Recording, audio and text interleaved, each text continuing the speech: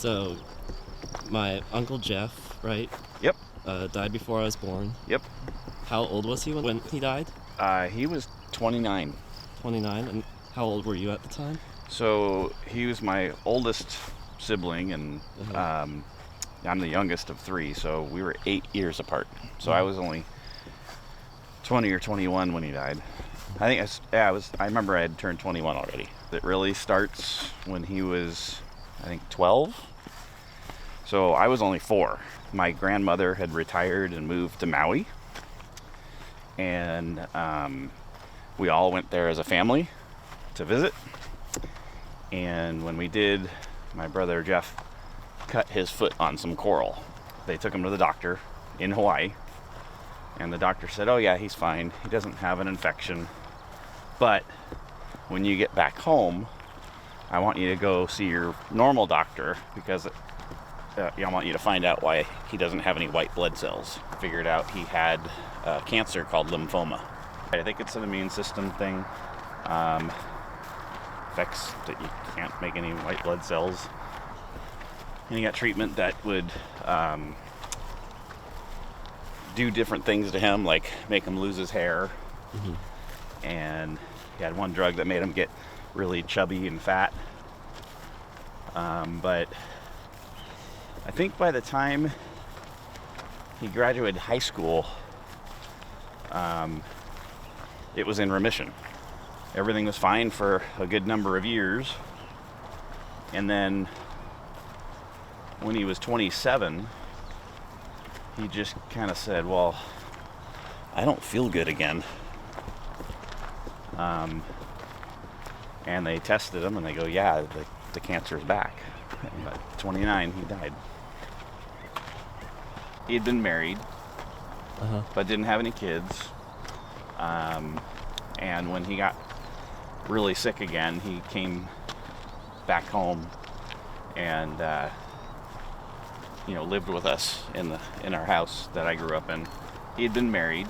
Her name was Sana, and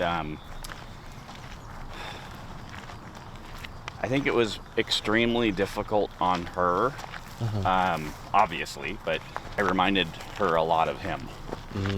So I don't think she ever wanted to be around me after that, really. They were living in the home that they bought in Union City, so in the East Bay somewhere here. After high school, he went to the California Culinary Academy in San Francisco, and I guess graduated from that and was a chef. So he worked as a chef at this club in Redwood City called the Sequoia Club. He would do like catering jobs on the side, and he would recruit me to work with him. Did you guys have a lot of the same interest?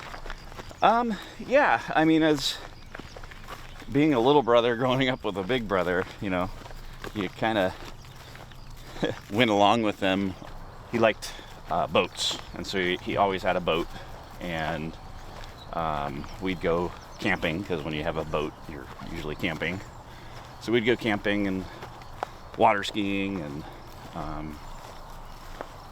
it was fun. Yeah. Being older than me, I really followed a lot of his musical tastes, and it was just 70s and 80s rock and roll. Him telling me about, he's like, oh my God, you have to see this band. I said, what are you talking about? He says, this band called Guns N' Roses. I'm like, that's a weird name for a band. What are you talking about? And of course, it's one of my favorite bands now. My brother really liked Pat Benatar. And she was coming around to Shoreline Amphitheater, and I was so excited to go see that concert with them. I bought them right away. Back then you had to wait in line for tickets at a record store and get there early enough to buy them, and I did. And I bought us 2 tickets. We were in the 4th row at Shoreline, and she ultimately canceled that concert and it never happened. That's too bad. So I don't think I ever actually went to a concert with them. That's the end of the trail.